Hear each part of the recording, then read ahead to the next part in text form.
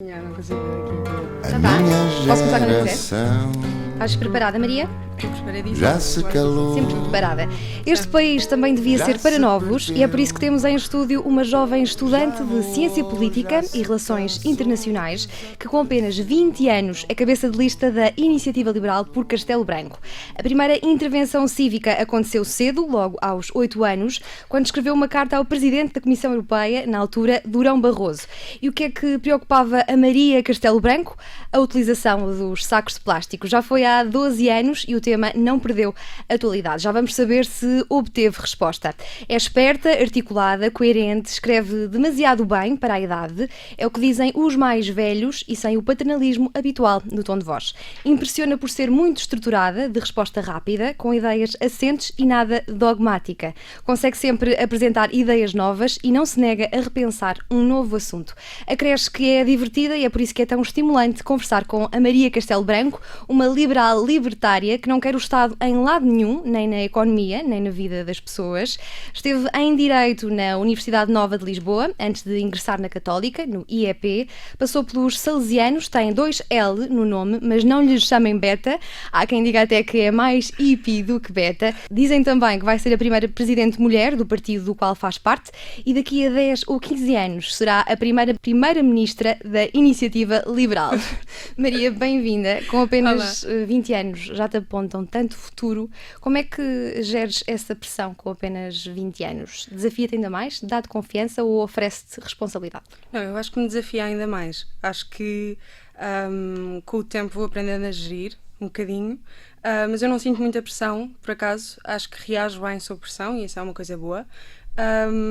Mas sim, acho que o partido me ajuda muito, a Iniciativa Liberal tem-me ajudado bastante nesta questão e não põe pressão. Aliás, eu ouvi muitas destas declarações agora. A sério? Sim, sim. Foste surpreendida? Fui surpreendida, sim. No teu discurso, nos teus textos, nota-se um grande entusiasmo pelo liberalismo. Para quem não está familiarizado com o termo, e até para quem está, o que é para ti ser liberal? Para mim, ser liberal, bom, primeira questão aqui, o Stuart Mill também referia a isto, é que eu acho que o termo liberalismo não se aplica muito bem, ou não se consegue explicar muito bem a crianças, porque elas não têm esta liberdade com responsabilidade que os adultos têm. Mas é uma doutrina política que, sobretudo, se foca muito no individualismo. Portanto, no indivíduo como base de toda a política. Ao contrário de algumas doutrinas políticas que se focam um bocadinho mais em questões de comunidades ou questões mais do social no seu todo e ignoram um bocadinho o indivíduo. E eu acho que isso é um ponto muito essencial que as pessoas tendem a esquecer-se na doutrina liberal. Outra questão importante é a não intervenção do Estado em vários assuntos, como tu dizias há bocado, sendo assuntos económicos ou assuntos da vida própria, pessoal, de cada um. E para mim é um bocadinho isso, é um bocadinho responsabilizar mais as pessoas e dar-lhes mais liberdade, de não ter o Estado na cama de ninguém, no quarto de ninguém, nem no escritório, nem em casa, mas também responsabilizar cada um, cada vez que abusam dessa liberdade e entram na esfera individual e esfera de liberdade de outra pessoa. Menos Estado é mais liberdade, não é um hashtag muito usado pela Iniciativa Liberal. É assim. O liberalismo beneficia os menos privilegiados? Eu acho que, ao contrário do que muita gente tem dito, especialmente no fim do século XX, etc., eu acho que sim, porque o liberalismo não é só focado nas classes mais altas, como é dito muitas vezes. Acho que consegue beneficiar muito as pessoas que não têm tantos meios e recursos, especialmente porque as incentiva e não cria barreiras à iniciativa dessas pessoas.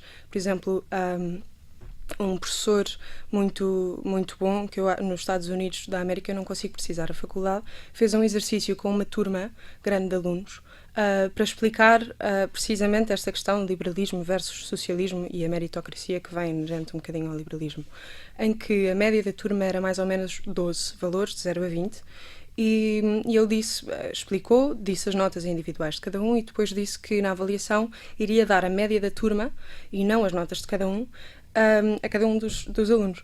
O que aconteceu no teste seguinte, e foi interessante de ver, foi que as pessoas que tinham tido mais do que a média de 12 valores estudaram menos, e as pessoas que tinham tido menos do que a média de 12 valores ainda estudaram menos do que tinham estudado. Portanto, a média da turma em si baixou exponencialmente. E eu acho que é importante também salientar isso, é que o liberalismo, como puxa um bocadinho pela meritocracia, e depois há várias vertentes do liberalismo, eu acredito na meritocracia acima de tudo, como puxa pelo mérito de cada um, e puxa pela concorrência, etc., eu acho que consegue privilegiar qualquer pessoa, independentemente do estrato social. Mas, por exemplo, Serviço Nacional de Saúde, és contra ou a favor? Não é uma questão de ser contra ou a favor. A Iniciativa Liberal, por acaso, propõe uma medida interessante nesta questão, que é a ADSE, que é um serviço que é limitado somente aos funcionários públicos. É um serviço eficiente, que se autorregula e que não está aberto a todas as pessoas. Enquanto o SNS, o Serviço Nacional de Saúde, está aberto. A questão é que o Serviço Nacional de Saúde tem demonstrado ser muito impotente nos últimos anos e as listas de espera têm aumentado e têm verificado isso. Portanto, a nossa proposta não é contra o Sistema Nacional de Saúde, é sim, e na minha perspectiva é uma medida verdadeiramente liberal, porque em vez de dizer às pessoas que só vamos pôr privados ou só vamos pôr públicos, damos a oportunidade de escolha. Portanto, alargamos a ADSE a todas as pessoas, independentemente de serem funcionários públicos ou funcionários de empresas por conta de outrem, etc., pelo que elas podem oferir desses serviços e podem escolher se querem um público ou privado. E acho que uns números apontam que os funcionários públicos à volta de 1 milhão e poucos, 900 mil, acho que estes são os números, eu não quero entrar em tecnicidades, mas 900 mil de facto usam, quando têm a oportunidade de escolher entre um privado e um público, escolhem o privado. Portanto, eu acho que essa liberdade de escolha para as pessoas é bastante importante. A social-democracia era para Bernstein a nova forma política do liberalismo. São herdeiros da social-democracia nesse sentido? Eu não acho que sejamos herdeiros da social-democracia. Aliás, eu acho que o liberalismo vem antes da social-democracia.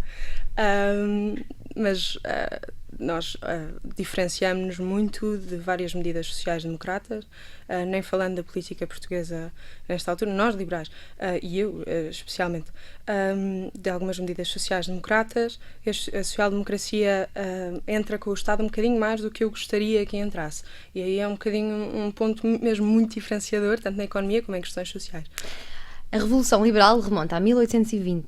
2 séculos depois, como é que tencionas fazer a Revolução Liberal por cá? Eu não acredito, eu como sou liberal, não acredito muito em revoluções. Sou liberal um bocadinho conservador nesse aspecto, acho que é por reformas. Não acredito mesmo que as revoluções sejam benéficas para a sociedade e para o país, porque muitas vezes essas rupturas tão espontâneas levam a que a política a seguir seja muito como é que eu ia dizer? Shaky, um bocadinho tremida. Mas sim, acho que passaria um bocadinho por um bocadinho mais na sociedade civil do que pelo Estado. Eu acho que as pessoas têm que se consciencializar destes ideais, porque acho que o liberalismo não é muito falado em Portugal ainda. E eu acho que essencialmente passa por uma responsabilização das pessoas e as pessoas perceberem que conseguem ter mais liberdades se forem mais responsáveis no uso dessa liberdade. Um bocadinho tirar o Estado, que os portugueses têm um bocadinho esta noção que o Estado é um bocadinho um Estado ama, portanto um nanny state. Acho que passa um bocadinho por aí e cada vez mais existir movimentos cívicos, civis, de intervenção nesse aspecto, e por isso é que eu também, depois se quiseres falar disso, por isso é que também me juntei à Students for Liberty, apesar de um partido, acho que passa um bocadinho por reformas a nível da sociedade civil e não tanto estadual. Os liberais do século XIX opunham-se ao Rei Sol, Luís XIV. Quem é o grande opositor dos liberais do século XXI? O Estado? É o Estado, se quiseres falar de políticas, de figuras políticas. Socialismo é o grande opositor, eu acho, hoje em dia, e líderes que tendem a abusar do poder que têm, porque é certo e sabido, quer dizer, cada vez que damos mais e mais poder ao Estado. O Estado não é uma entidade abstrata, é constituído por pessoas e as pessoas tendem a abusar do poder que têm, portanto é um bocadinho por aí. O historiador Yuval Noah Harari considera que o humanismo liberal foi o mais bem-sucedido movimento do século XX, mas que enfrenta agora uma crise quando o avanço tecnológico coloca em questão algumas das suas bases. A tecnologia conhece-nos melhor do que nós próprios, a ciência vai diminuindo o espaço para crermos no livre-arbítrio. Como é que achas que o liberalismo vai sobreviver a estes desafios? Eu acho que consegue sobreviver se não negarmos todas estas questões, que são questões que põem em causa um bocadinho, e eu percebo quando se diz que pode pôr em causa a sobrevivência do liberalismo, porque são questões que os grandes autores do século XIX e século XX não conseguiam prever, por motivos óbvios. E acho que é esta geração, agora, que, contactando com todos estes meios novos e à nossa disposição, consegue ter soluções, mas acho que o liberalismo, apesar de tudo, lá está, a responsabilização individual é mesmo muito importante e desde que estes meios de informação e esta tecnologia não caia nas mãos do Estado e nas mãos de pessoas que vão utilizar esta informação indevidamente, e mesmo se cair, o liberalismo estará lá para fazer uma oposição firme, e mais firme, eu acho, do que muitos movimentos socialistas. Também há quem considere que o liberalismo é uma coisa de intelectuais, sem grande representação nas populações, que à direita costumam ser mais conservadoras. Esta pode ser uma barreira à afirmação da iniciativa liberal? Eu acho que em Portugal talvez. Porque nós temos uma tradição nos últimos 40 anos de dois partidos muito fortes e com uma intervenção estadual bastante acentuada, que é o PS e o PSD. Portanto, eu não acho que o liberalismo seja e deva ser um movimento só de intelectuais. Aliás, acho que o liberalismo não nasce desse intelectual do século XIX. O liberalismo, aliás, o Hayek também dizia que o liberalismo é a primeira doutrina política que consegue fazer com que um homem que sempre trabalhou no campo no século XIX consiga ascender à burguesia alta e porque abola as classes, faz abolir as classes. Portanto, eu acho que as pessoas, mesmo o cidadão comum, o liberalismo não é e não deve ser tomado como um monstro difícil de 7 cabeças de interpretar. Eu acho que é bastante acessível.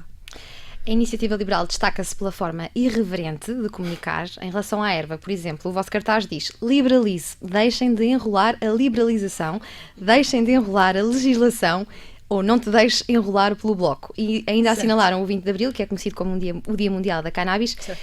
O Estado e a Economia o Estado e a Economia sairiam beneficiados da legalização da cannabis. Eu sou a favor da legalização da erva e a economia, sobretudo, eu não sou economista, mas a economia, sobretudo, acho que sim, especialmente por todas as questões de mercado negro, etc., do dinheiro que entra no mercado negro e sai da esfera pública e do mercado. E acho que socialmente, acho que é o tema mais importante.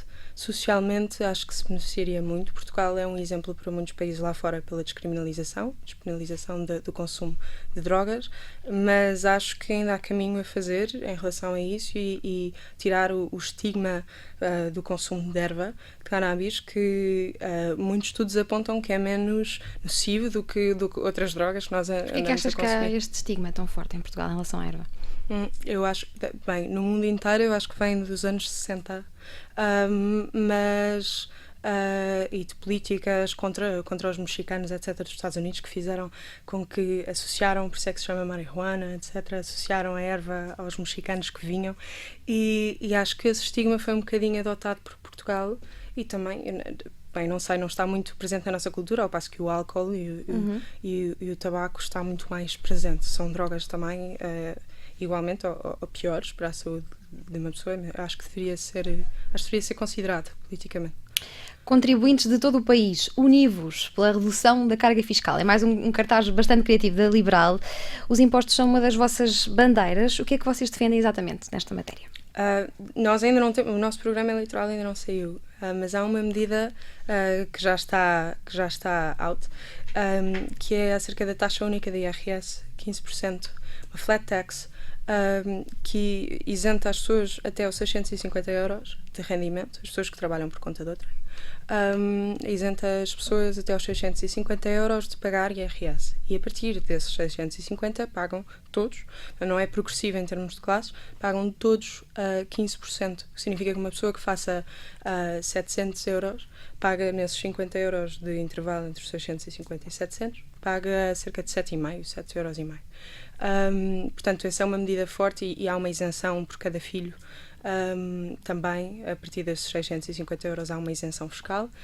Acho que ajuda as famílias, é um ponto importante. E sim, essa é um bocadinho a nossa medida que está mais ativa neste momento nas redes sociais, etc., que nós estamos a tentar passar.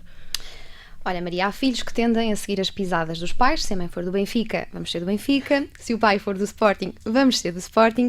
O teu pai, José Castelo Branco, é um grande liberal. Escreveu em blogs como insurgente, de direita liberal. O liberalismo foi-te passado de alguma forma e adaptado por ti? Foi, por acaso foi bastante. Eu lembro-me, no outro dia estava-me a lembrar com o meu pai, estávamos a brincar com isso, que desde pequenina, que ele faz um exercício connosco, uma brincadeira, nós não comíamos gelados, a não ser em ocasiões especiais, etc. E sempre que eu conseguia comer um gelado e pedir um gelado ao meu pai, ele tirava-me sempre uma grande colherada de gelado e dizia: isto é o teu imposto, isto é o meu imposto. E acho que desde aí que me criou uma aversão um bocadinho grande contra o Estado e etc., que me tirava as minhas coisas. O meu pai brincava com isso, mas sim, foi um bocadinho por aí. Mas sim, ele é mais conservador e tu és mais libertária, pelo que percebi. Certo, exatamente. Como é que foste para aí? Não sei, acho que foi o curso natural. O meu pai sempre me educou, e a minha mãe também. A minha mãe é investigadora em arte contemporânea, portanto o meu ambiente em casa sempre foi muito, e os meus irmãos também, sempre foi muito questionar tudo, e de intervenção cívica. Aliás, os meus pais incentivaram-me mesmo a escrever aquela carta que falávamos há bocado, porque esta questão de cidadania ativa foi sempre muito incutida. Em Valprazeres, nós andávamos a colher cerejas ou a plantar cerejeiras na altura em que o meu pai estava a lançar a produção agrícola, e a seguir ao jantar íamos ter grandes conversas sobre política, etc. E desde pequenina que sempre tive essa... O meu pai não me tratava de todo com condescendência, aliás, puxava-me muito, tratava-me de igual para igual, o que foi muito bom. Eu resistia um bocadinho às ideias dele. Depois, mais velha, fui ler alguns autores que ele me sugeriu e por acaso identifiquei-me, seja por influência ou não sei, mas eu fui mais para o lado libertário porque acho que eu brinco muito com o meu pai, acho que até sou mais libertária do que ele em alguns aspectos, especialmente sociais. Acho que é um bocadinho. Acho que o meu pai diz que faz parte da idade. Vai passar com a idade? Não sei, acho que não vai passar. Não sei como é que fui um bocadinho para aí, foi a vida no geral, e por acaso identificámos muito em questões de doutrina política, etc., mas depois nessas questões diferenciamos um bocadinho, que é bom. Vamos então aqui entrar nas tuas primeiras memórias de discussão política. Como é que te lembraste de escrever uma carta ao Durão Barroso com 8 anos? Já aqui disseste que foram os teus pais que te incentivaram. Como é que isso aconteceu? Porque eu estava muito zangada em casa porque sabia e tinha-me informado recentemente que os sacos de plástico eram muito nocivos. E decidi, e estava a conversar com isso com os meus pais à mesa, e eles disseram: Maria, escreve uma carta ao Presidente da Comissão Europeia, depois vês se ele te responde ou não. Responderam-me. Tens aí, não tens? A resposta? Tenho alguns, se quiseres ver. Eu queria saber a que resposta obtiveste. Bom, a resposta... Eu fui muito bossy na altura. Escrevi uma carta a dizer que os sacos de plástico eram muito nocivos para a nossa querida e adorada, às vezes, natureza, etc. E que gostava muito que ele fizesse alguma coisa sobre... O Durão Barroso fizesse alguma coisa sobre isso. E depois disse: eu não quero influenciar, mas se eu fosse o senhor, pensava 2 vezes. Pronto, portanto, a carta não foi mesmo tocada pelos meus pais. Eu escrevi e mandei. E responderam-me a dizer que sim, que agradeciam o contributo, mas que ainda estavam a ser feitos estudos em relação aos sacos de plástico, e se de facto eram mais nocivos do que a utilização de sacos de papel, etc. Na altura ainda se estava a fazer esses estudos. Para mim pareceu-me bastante convincente. E depois ele disse que outra alternativa era reutilizar os sacos de plástico, que eu passei a fazer. E depois escrevi também uma carta na altura ao Presidente da Câmara, Dr. António Costa, porque chateava-me muito não haver ecopontos ao pé da minha casa. Aí não me responderam, mas chateava-me muito, e todos os dias ia lá ver se já tinham posto um ecoponto. Não me responderam, mas estou à espera de resposta ainda. Quem te conhece diz que desenvolveste tendências políticas muito cedo, e estou a ver que sim. Quando é que sentes que foste mordida pelo bichinho do debate? Antes dos 8? Eu, desde sempre, acho os meus pais brincam muito. Eu em criança era muito, contestava tudo e queria saber porquê, etc. Respondeu-ne assim, até muito tarde, e os meus pais, coitados. Mas acho que foi pelo meu pai e pela minha mãe, sobretudo, porque sempre estimularam muito isso e eu tinha uma posição e o meu pai queria saber porquê e ele ganhava sempre os debates e eu chateava muito com isso. Mas ele alimentava então os debates? Sim, alimentava os debates e dizia-me, sim, está bem, isso faz sentido, houve muitas pessoas a pensar assim antes de ti, portanto não descobriste a pólvora, vai ler e depois vem ter comigo. E eu fazia isso. Tão bom. Como é que descreves o teu pensamento político aos 20 anos, assim, em traços gerais? Em traços gerais, o meu pensamento político passa muito pela descentralização do poder, institucionalmente e não só, e politicamente, a nível de políticas, acho que devia ser mais, passar mais responsabilidade para as autarquias, e desde cedo isso é uma bandeira forte. Passa muito pela liberalização da economia, portanto, tirar entraves ao comércio livre, deixar que as pequenas e médias empresas consigam prosperar, porque neste momento acho que a intervenção do Estado ajuda demasiado ou ajuda demasiado as grandes empresas e condena demasiado as pequenas e médias empresas, e acho que isso é uma questão que deve ser alterada.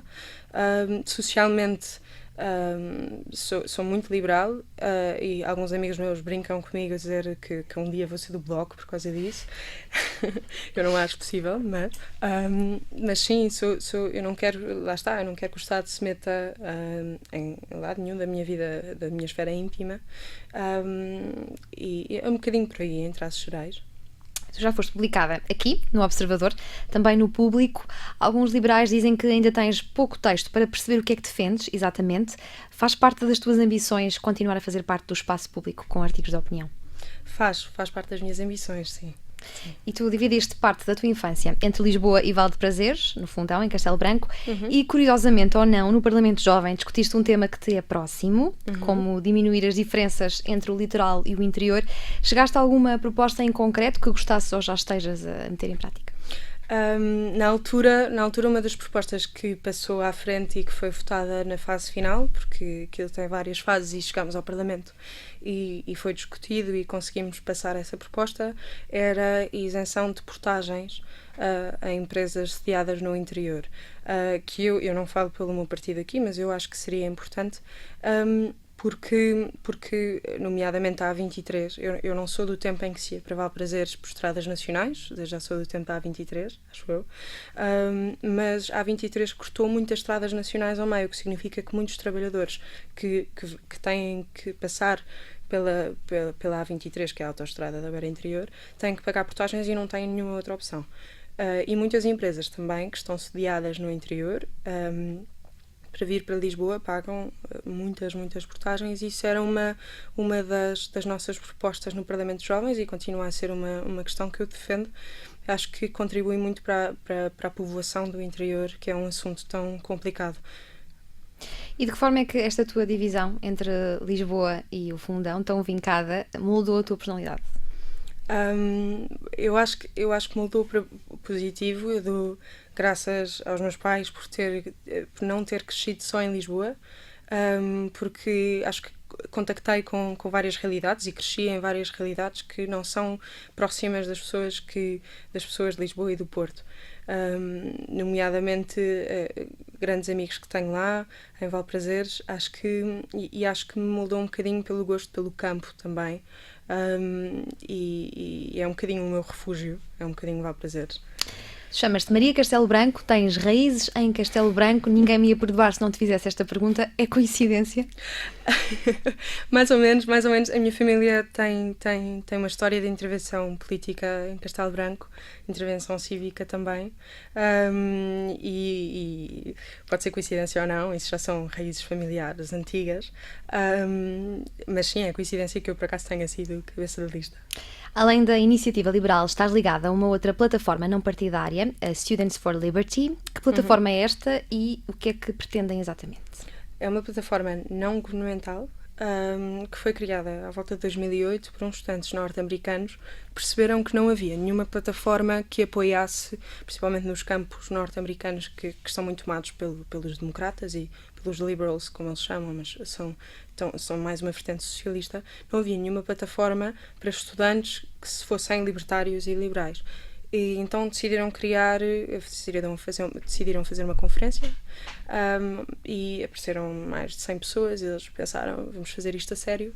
Criaram uma plataforma que ajuda estudantes de todo o mundo agora, está nos 5 continentes, a serem, ou melhor, 4 agora, mas a serem líderes no futuro.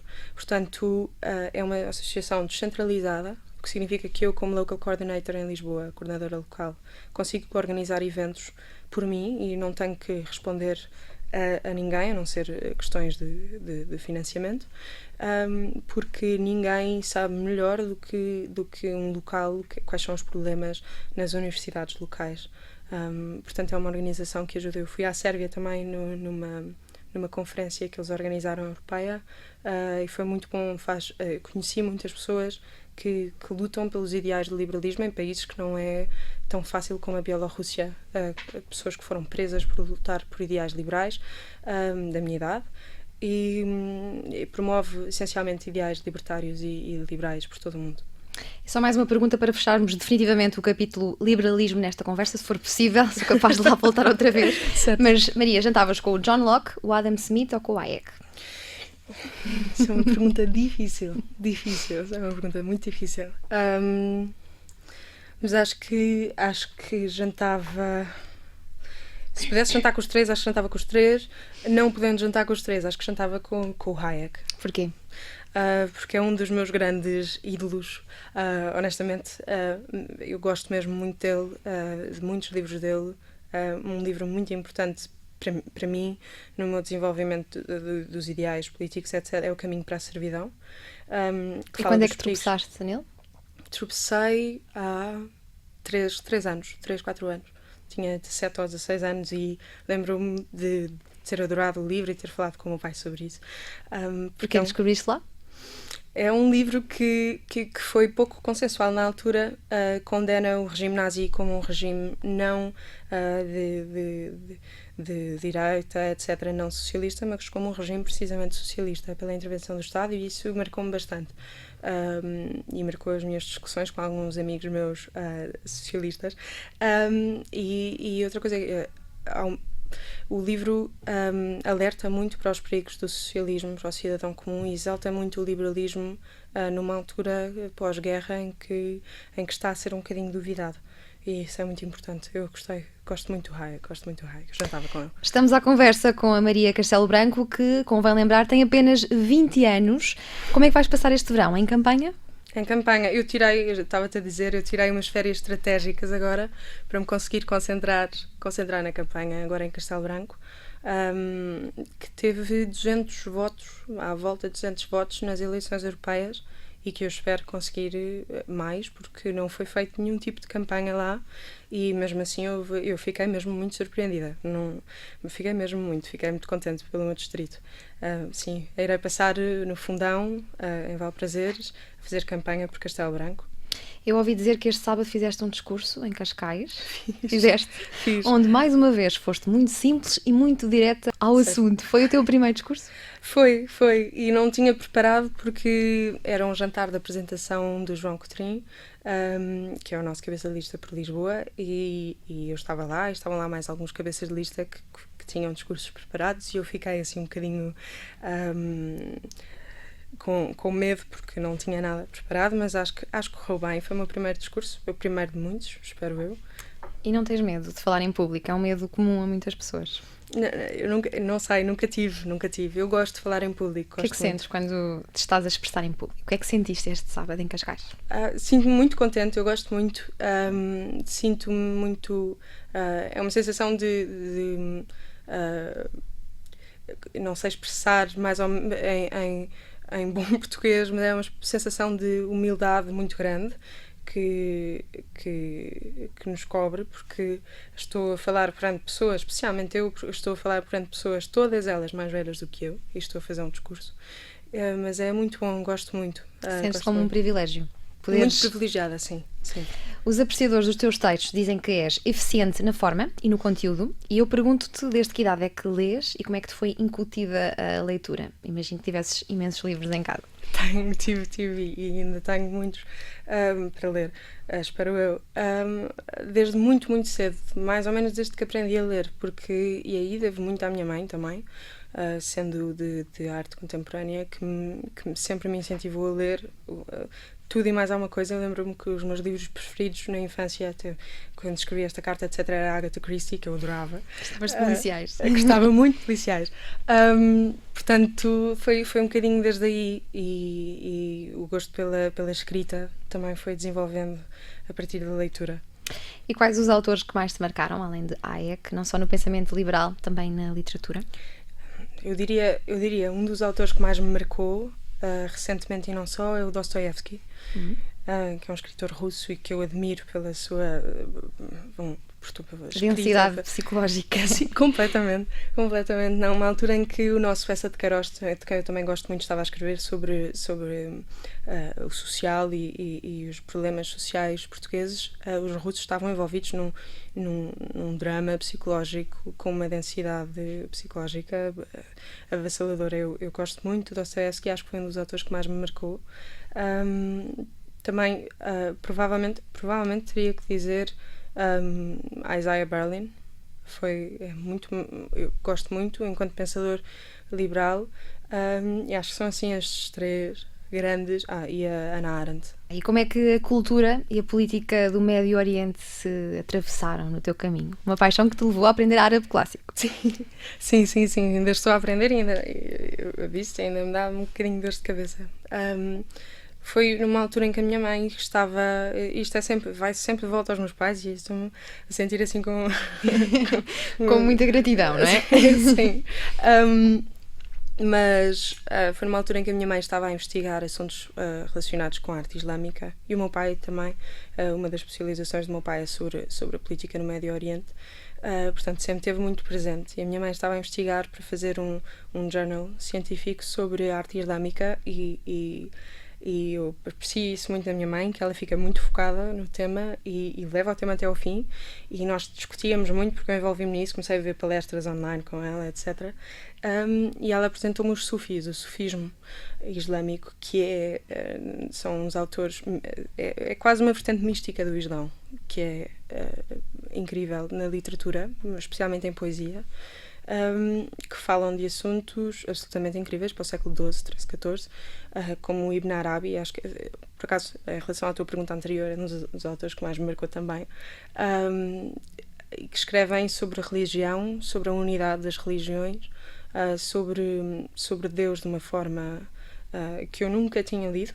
E eu não sou religiosa, mas marcou-me muito, e a partir daí o meu interesse pelo Médio Oriente e pela cultura árabe despoltou, e foi a partir daí que eu comecei mesmo a envolver-me mais. Olha, Maria, tu pareces estar a entrar naquela categoria pouco povoada chamada Mulheres na Política. És feminista? Feminista, essa palavra que está tão na moda. O feminismo atual, na terceira vaga do feminismo, etc., e parece que estamos a entrar numa quarta vaga do feminismo, não me identifico. Identifico-me sim com a primeira e a segunda vaga do feminismo. A primeira vaga do sufrágio, os sufragistas, acho que foram muito, muito importantes para onde nós estamos agora, e acho que a luta pela valorização das mulheres no local de trabalho é uma luta que ainda tem que ser feita e que eu aprecio bastante. No entanto, feminista no sentido em que agora se está a usar esta palavra, defensora de cotas, imagino que também. Sim, queria saber qual é a tua posição nesse tema. Eu não sou a favor das cotas, apesar de compreender o problema e de perceber que existe. E existe uma dificuldade em mulheres chegarem a cargos de poder. Acho que a solução não vai à raiz do problema. Mas não me considero feminista, não. E para os ouvintes mais jovens que nos possam estar a ouvir, porque é que trocaste o direito na Nova pela ciência política na Católica? Bom, troquei o direito na Nova, apesar de ser uma faculdade muito boa, porque na altura, quando eu quis escolher o curso e quando tinha que escolher o curso, estava muito indecisa a pensar que Direito me daria uma base, e deu uma base no ano que eu lá estive, mas deu uma base muito boa. E não me arrependo da escolha que fiz, nem me arrependo de ter mudado. Mas cada vez mais ia entrando no mundo do direito e cada vez mais me ia percebendo que o que eu gostava mesmo era de questionar ou de ir ler autores que explicavam porque é que isto era assim, mais do que esta parte analítica do direito, e apesar de me ter dado muito hábito de trabalho, foi muito bom nesse aspecto, e gostei muito. Mas decidi que não era para mim, que ciência política era mesmo aquilo que eu queria fazer. E foi uma decisão inteiramente tua e apoiada pelos que estão à tua volta? Sim, o meu pai avisou-me que se calhar não era a melhor opção, que eu devia continuar em Direito. Sendo ele professor de Ciência Política. Sendo ele professor de Ciência Política. E disse-me, Maria, cuidado, faz a tua escolha, claro que sim, mas eu não apoio inteiramente, a minha mãe também me disse isso, mas eu decidi ir mesmo para a Ciência Política e não me arrependo, gosto muito, muito, muito do curso. E olha, Maria, a tua experiência nos Salesianos de Lisboa foi marcante? Já sei que não és religiosa. Não acreditas em Deus? Não é não acreditar em Deus, eu não me identifico com nenhuma igreja, nenhuma instituição. Okay. Acho que é um bocadinho bem liberal da minha parte nesse sentido. Mas, sim, marcou-me. Eu estive lá desde o primeiro ano ao 12º. Eu nunca mudei de escola. Portanto, foi uma experiência marcante. Era a minha segunda casa durante 12 anos e foi muito importante, especialmente para questionar várias coisas. E havia abertura suficiente para questões religiosas, por exemplo, serem questionadas. E eu gostei muito, acho que a educação foi fantástica. Acho que os professores são fabulosos e marcou-me muito nesse sentido, na parte académica, puxavam sempre por mim, etc. E agradeço-lhes imenso. Olha, Maria, parece haver uma semelhança muito evidente entre ti e o Bloco de Esquerda. Ambos têm 20 anos de existência. O Bloco foi o tema do teu primeiro artigo no Público, em março. Como é que descreves o Bloco em 3 palavras? O Bloco em 3 palavras. Oportunista. Oportunista é uma descrição, acho que acertada. Um partido de causas e não sério. E o PCP? O PCP acho que é um partido que, apesar de tudo, é consistente nas suas ideias e que não se maquilha como o Bloco se maquilha. Mas sim, o PCP. E o PSD? Vou correr tudo. Muito rapidamente. Eu conheço algumas pessoas do PSD, não quero ofender, não quero ferir orgulhos, mas o PSD, acho que nesta altura especialmente, arrisca-se a ter um resultado bastante fraco pela oposição que o Dr. Rio está a fazer. Portanto, o PSD, a ver, vamos. E por falar em resultado fraco, como é que vês o CDS? O CDS, eu estive na JP. Sério? Sim, eu estive na JP. Já foste Jotinha, já então. fui. Durante 1 ano e poucos. Portanto, eu não me identifico, e saí porque não me identifico mesmo com... Eu achei que havia um lugar para mim liberal dentro da JP do CDS e de certo haverá, mas acho que o CDS tem cometido alguns erros graves. A Assunção Cristas, nomeadamente com a questão na altura da semana dos professores, etc., com a questão da passadeira arco-íris, acho que cometeram alguns erros graves de comunicação e da doutora Assunção Cristas ter vindo falar sobre uma questão que é de uma freguesia, portanto acho que aí foi, acho que o CDS tem que step up. E o PS, como é que olhas para o PS? Um partido de corruptos. Um partido de corruptos, acho que é uma descrição acertada. Eu tenho um antagonismo forte ao PS, portanto, especialmente ao PS e ao socialismo no geral, não é? Sim, exatamente. E a Aliança, como é que olhas para a Aliança? Um partido que tenta ser novo, com pessoas já muito velhas na política portuguesa, e que acho que isso é um problema na Aliança. E o PAN? O PAN, olho para o PAN como... o PAN há que ter atenção porque o PAN pega numa questão muito importante que são as questões ambientais e e eu acho Está que isso é a fazer muito importante. agenda, não é? Está a fazer uma agenda muito importante a nível ambiental. Eu acho que, no entanto, é preciso ter cuidado porque o PAN, atrás dessa agenda ambiental, tem uma agenda bastante, para mim, bastante socialista e que se alinha muito aos partidos da esquerda, e acho que as pessoas que votam PAN deveriam também consciencializar-se dessa outra parte do partido.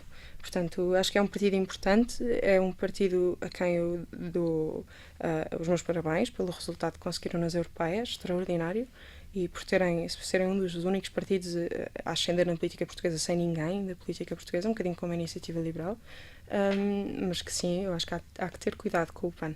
E a Iniciativa Liberal? Não podia faltar. A Iniciativa Liberal, bom, acho que é um partido único na política portuguesa, não só pelo alinhamento ideológico, mas também porque pelas pessoas que tem, e que tem muitas pessoas muito competentes que nunca estiveram na política, tem muitos jovens também, e acho que tem muitas mensagens que devem ser ouvidas e que devem ser passadas. E está a usar muito bem as redes sociais, o Twitter e o sim, Instagram. senhora. Se não existisse a Iniciativa Liberal em Portugal e com toda a tua intensidade política, que outro partido escolherias para figurar? Já sei que o CDS está arriscado. Está arriscado, foi arriscado. Apesar de eu gostar muito do Francisco Camacho, da JP Lisboa e do Rodrigues dos Santos, mas não sei, acho que não escolheria nenhum partido. Esse era o meu problema antes da Iniciativa Liberal existir, era que não conseguia sentir... Bom, qualquer pessoa que diga que um partido representa 100% das suas ideias é perigosa, mas não existia nenhum partido com o qual eu me identificasse. Portanto, acho que nenhum. Porquê é que achas que os jovens que escolhem partidos políticos para participar politicamente são cada vez menos? A figura do Jotinha já não é apreciável, já não é apelativa? Eu acho que não. Acho que já não é muito apelativa, mas acho que tem, sobretudo, que ver com... E a Filipe Osório, neste jantar a que eu fui, e que fiz um discurso, também no discurso dela apontou uma questão muito interessante, que é a abstenção jovem, especialmente, não se combate com novas políticas, mas combate-se com qualidade política. E acho que em Portugal, sobretudo, têm sido os mesmos partidos há 40 anos que já não despertam interesse nos jovens. O que eu vejo muito em vários jovens da minha idade é que preferem interessar-se por assuntos políticos internacionais e de países que não são Portugal do que propriamente os assuntos portugueses. Porque acho que há um problema inerente à nossa política de não falar para os jovens. Sobretudo, acho que o PAN tem instrumentalizado isso muito bem com as questões ambientais, daí estamos a falar há bocado, mas acho que é um sintoma de uma má qualidade política neste momento. A Iniciativa Liberal fez com que não passasses pelo papel de Jota. O teu papel na Iniciativa Liberal é já de uma política experimentada, ou não eras cabeça de lista por Castelo Branco, não estarias na lista para as europeias. Como é que é ser uma política experimentada aos 20 anos? Convém ir lembrando as pessoas da tua idade. Certo. Bem, eu não sei se sou política experimentada, acho que sou política por experimentar ainda, estou a dar os primeiros passos. É muito bom, tenho a vantagem de ter pessoas mais velhas do que eu com quem posso aprender imenso, e isso é muito bom. E é uma oportunidade fantástica. Eu agradeço imenso à Iniciativa Liberal, ao Carlos Guimarães Pinto, por me ter dado esta oportunidade de facto fazer alguma coisa pelo meu distrito, que acho que é essencial. Eu fico muito contente e fico muito extasiada com isto. E olha, Maria, achas que a tua vida vai continuar neste caminho ou vês alguma possibilidade de seguires outro trajeto que não a política? Eu nunca quis fazer da política a minha profissão, nem quererei no futuro, espero eu. Porque acho que uma pessoa que depende somente da política para sobreviver torna-se muito facilmente corrupto. E, portanto, a minha ambição de carreira mesmo seria mais no sentido de trabalhar em questões de segurança, em questões de serviços de informação na União Europeia, etc. Gostava muito de tirar um mestrado em Inglaterra. Minha universidade predileta seria Oxford, por acaso. Onde já estiveste? Onde já estive a fazer um seminário. Mas, sim, espero que a minha carreira não se defina somente pela política, apesar de querer permanecer na vida pública. A Maria tem uma enorme preparação e por isso terá um enorme futuro. Daqui a 15 anos vai rebentar com isto tudo. Vai ser a primeira presidente mulher da Iniciativa Liberal e vai ser a primeira-ministra da Iniciativa Liberal daqui a 10 a 15 anos. Quem o diz é o próprio presidente do teu partido. Cumprimentos ao Carlos Guimarães Pinto. Imaginas-te neste cargo de topo? Imagino, sim, acho que sim, acho que sim. Daqui a 10, 15 anos, acho que o Carlos está a ser muito simpático, mas sim, imagino e quererei muito lá chegar, desde pequenina que eu digo ou que quero ser filósofa, como os meus pais diziam que tinham criado um monstro, ou que quero ser primeira-ministra. Portanto, acho Já dizias desde pequenina? Sim, acho que sim, acho que me vejo. As conversas são como as cerejas e a nossa está a chegar ao fim. Alguma palavra final sobre as cerejas do Fundão, Castelo Branco? As cerejas do Fundão é uma redundância. Sim, muitas palavras sobre as cerejas e sobre o Fundão, sobre Castelo Branco. Acho que é um distrito com muito potencial. Os beirões são pessoas que não se vitimizam, apesar de tudo isto que tem estado a acontecer com os incêndios. Que não se vitimizam, que lutam pela sua terra e pelas cerejeiras. Por exemplo, a Delfina, que eu conheço muito bem de Valprazeres, o fogo chegou à propriedade dela e a Delfina teve a combater o incêndio quando os bombeiros não conseguiam chegar, que teve a combater o incêndio e perdeu grande parte das suas plantações, que, atenção, e isto é muito difícil de perceber em Lisboa, mas estas pessoas passam, e o meu pai também, 6, 7 anos para crescer uma cerejeira que de repente se vai embora por questões que não são dela, por responsabilidades do Estado que foram negligenciadas. Portanto, acho que queria passar essa palavra. E a palavra ficou passada. Apaixonada pelo pensamento e literatura liberal, foi na iniciativa com o mesmo nome que encontrou uma plataforma de propulsão do liberalismo em Portugal, com uma cabeça aberta ao mundo, gosta de música, de literatura, de viagens, é uma grande apreciadora da cultura e política do Médio Oriente, o que a levou a aprender árabe clássico, que lhe tem trazido algumas dores de cabeça. Foi no 11º ano que passou à fase final do Parlamento de Jovens para discutir temas desafiantes como diminuir as diferenças entre o litoral e o interior do país. Passou também por Oxford num seminário de Direito Internacional que a Universidade Nova promoveu. Tem um compromisso e entusiasmo político raros para os 20 anos de existência. Gosta muito de escrever, gosta de poesia, comunica de forma clara, vê-se que há estudo por trás. A sua primeira publicação foi Numa Aventura, em 2014, quando ganhou um prémio literário. Hoje apraz-lhe escrever sobre outras aventuras, as da política portuguesa, e nós cá vamos ficar para acompanhar as peripécias da Maria Castelo Branco, que nos fez companhia na última hora no Observador. O que vamos fazer? Acho que me falei demasiado rápido, mas... Não, foi ótimo.